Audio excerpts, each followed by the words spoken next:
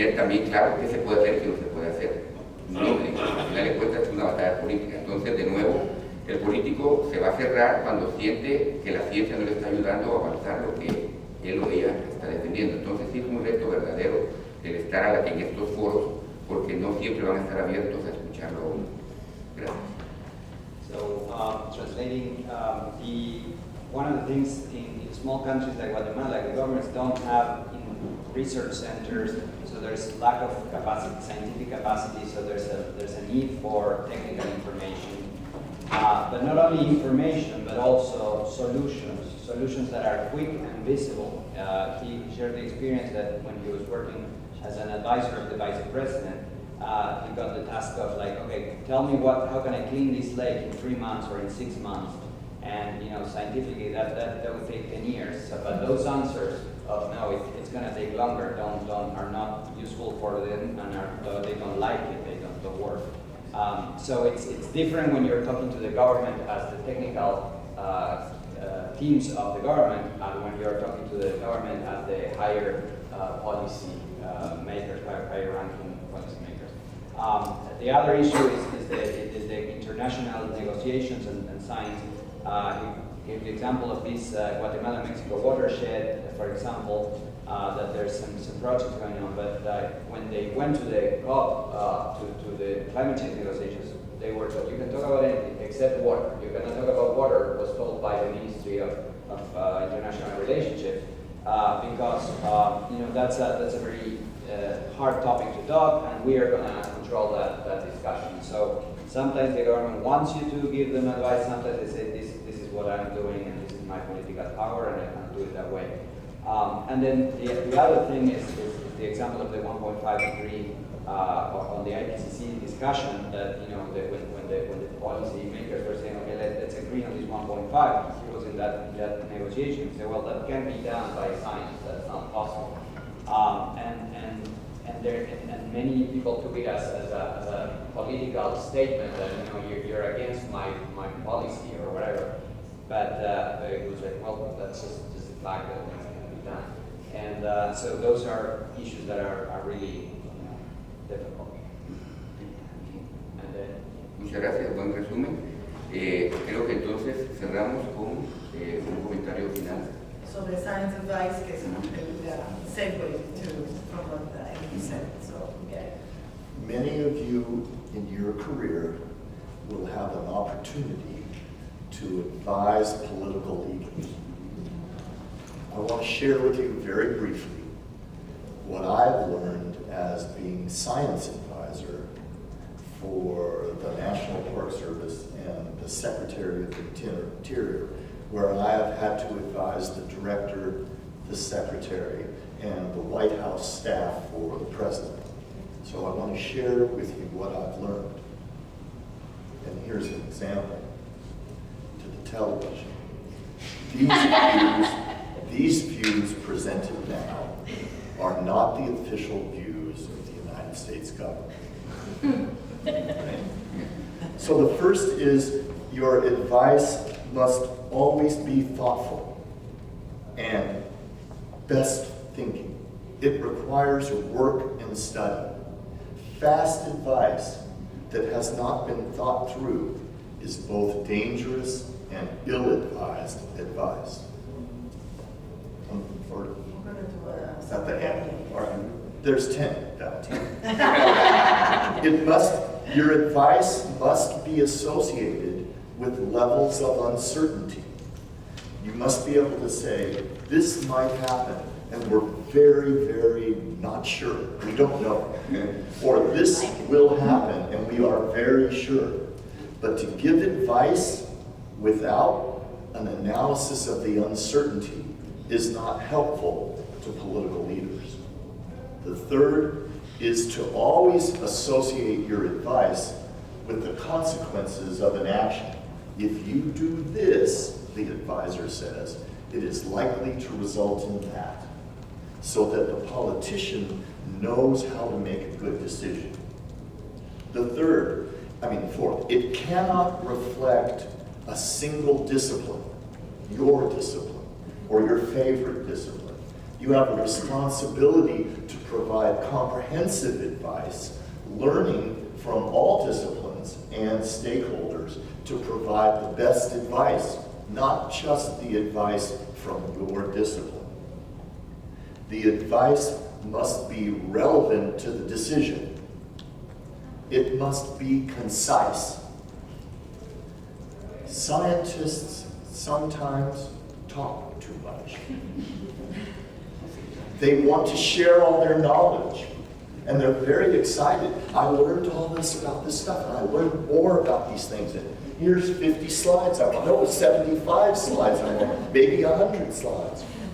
The problem with that is that the more you talk, the less effective is your advice.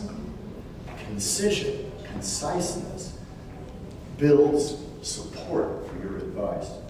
It must be clear and understandable to the politician. It's your responsibility to explain in ways that the politician understands, not the responsibility of the politician to find a scientific dictionary to learn what you mean. The next is the advice, and I cannot stress this one enough. It's so important. The advice must be confidential, and the advisor must not seek publicity. If you want to become famous, don't be a science advisor. You need to be able to, Edwin, if you are a politician and I'm giving you advice, Edwin has to trust that tomorrow when he opens the newspaper, it won't be there. And that when reporters, I have learned a valuable skill, how to give very boring answers so reporters will leave me alone and not write stories. Because publicity for the advisor weakens the trust that the politician has in the advice. The next is that trust is absolutely essential. I have been science advisor to the director for 8 years, 2 terms in the Obama administration. When President Trump is inaugurated, I will be fired. When you see the President of the U.S. go take his sworn oath, you can all remember my friend Gary, the old man of December, he's fired at that very moment. And that is because the relationship of an advisor, a science advisor, to a political leader is based on trust. And if there is no trust, if my current director ever said to me, I don't trust what you're saying, then I would have the moral responsibility to quit the job right then. The next is that loyalty to the politician requires truth, speaking truth to power. The politician may not like it, but remember, it's confidential. And so it is the science advisor who must speak truth. 2 days before an important election in the United States, I was faced with briefing the secretary on the Deepwater Horizon oil spill, and we had scientific facts and awareness that the cleanup was potentially causing cancer for women who were pregnant and didn't know that it was dangerous. I had to tell the secretary, you must stop having volunteers who might be pregnant anywhere near the oil and the detergent that was being used because it's potentially carcinogenic. The chief of staff of the secretary said, I wish I could throw you out a window to me. I still had to do it confidentially, but you must speak truth to power to actually be loyal to a political leader. They will make the decision, but you must speak truth to power. I learned the hard way that if you give advice and the politician does not follow it, doesn't listen to your advice, and things go very badly, it is not wise for the secretary, the advisor, to say to the politician, I told you. I learned that you do not do that. Lastly, well, two more. Always be prepared to do your job as a science advisor. When a crisis occurs, when a decision must be made, it's not appropriate to say, well, I had Sunday, or oh, I was going dancing, or drinking, or I have a class, I have to teach a class, or I have to write a peer-reviewed paper. That being a science advisor is to truly help a politician make good decisions, and that requires some sacrifice. The whole 8 years I've been a science advisor, I have not been able to have students. Because it's not appropriate and fair. And I can't wait until I'm fired so I can have good students. One final thing, being a science advisor to a political leader is much fun. I have met famous people. I have been able to give good advice. Sometimes my advice has made a big difference. But you should always remember that being a science advisor is a valuable job, but no more valuable than the man who is putting our coffee out, or the person cleaning the pool, or the waitress feeding us. It is no more honorable than their hard work. And so at the core of being a science advisor is gratitude for the opportunity and a humility to remember it's just a job. Thank you.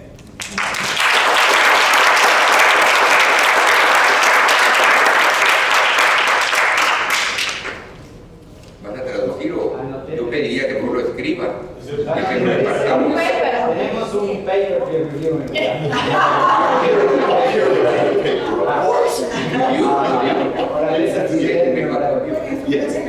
Primero, las cosas que dijo Gary no son la opinión del gobierno de Estados Unidos. Bueno, Gary es todavía, por un par de semanas, asesor científico del secretario del Ministerio del Interior y del Servicio de Parques Nacionales de Estados Unidos. En caso que no lo supieran, es una persona importante a pesar de muchos meses. 10 recomendaciones que yo anoté, para mí eran 13, así que bueno, va la 1. El consejo tiene que ser muy pensado, muy estudiado, muy profundo. No se puede salir a aconsejar rápidamente, eso es muy peligroso. Segundo, siempre tienen que nombrar la incertidumbre del consejo que damos. Esto puede suceder y no sabemos muy bien si va a suceder. Esto puede suceder y estamos muy seguros que va a suceder. Comunicar la incertidumbre es fundamental. Si no, no sirve para nada el consejo. Tercero, el consejo que se dé tiene que estar asociado con los resultados. Y si haces esto, en consecuencia puede suceder esto otro. Entonces da ideas de qué hacer y qué consecuencias va a tener. Cuarto, el consejo, la información no puede reflejar solo tu disciplina favorita o la disciplina que tú tienes. Tiene que ser un análisis comprensivo de todas las disciplinas y todos los puntos de vista si quieres hacer un consejo más. Quinto, tiene que ser, bueno, capaz que eso, es que tiene que ser relevante para la toma de decisión. ¿Sí? Tiene que ser relevante. 6, tiene que ser conciso, tiene que ser breve. Los científicos hablamos demasiado. Cuanto más hablamos, menos efectivo es el consejo. 7, debe ser claro y comprensible. Y es responsabilidad del científico que el político lo entienda. No es responsabilidad del político ir a buscar al diccionario para entender lo que dice el científico. 8, y esto es importante, debe ser confidencial. Y no debe buscar fama ni visibilidad el científico que aconseja. No puede el político al otro día que recibe el consejo del científico ver que el científico fue a la prensa y le dijo a la prensa lo que le dijo al político. La confianza es esencial, la relación tiene que ser de confianza y si no hay confianza entre el político y el científico tiene que renunciar. La fidelidad tiene que estar basada en verdad, en honestidad, y eso significa que si le tengo que dar una mala noticia, como fue el ejemplo de cuando estaban limpiando el gran problema ambiental del petróleo,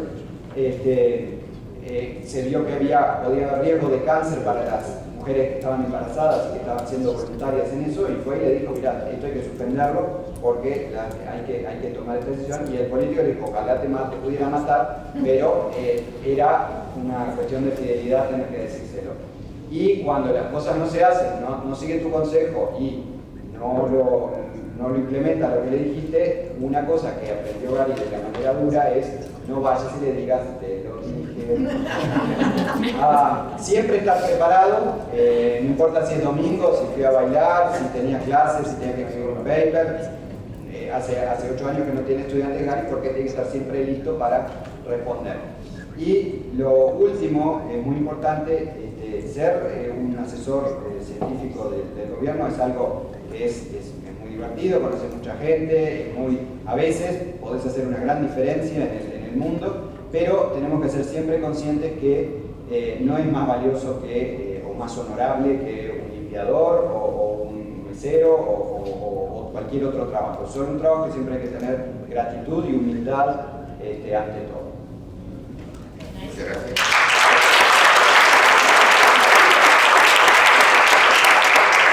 Buen resumen, muchas gracias. Calderón solamente agregaría a esta lista, y escuchando estos consejos, que muchos de estos consejos también aplican a hablar con periodistas, especialmente el consejo de no posponerlo. Usualmente los periodistas, igual que los políticos, siempre andan en la carrera y siempre lo necesitan para mañana. Entonces, si un periodista me llama, si quiero que me tomen en cuenta, tengo que dejar todo en ese momento. No puedo decirle, llámame mañana o llámame en 3 horas, porque ya no me voy a llamar, seguro, ¿no? Entonces, mucho de esto que se discutió aplica mucho a trabajar con periodistas, y ese también es un arte que hay que ir aprendiendo, porque si queremos que nuestra ciencia influya, los periodistas son uno de los principales canales de difusión. Y yo solo quería complementar con lo que ya te dijo, excelente este decálogo que son 13 al final. Si lo podemos escribir y compartirlo sería ideal. Gracias. The last comment many of these things apply also to journalists. When you communicate with the press, you have to go quickly, and if they call you, you have to respond quickly because they need the response quickly, and that has to be taken care of right away.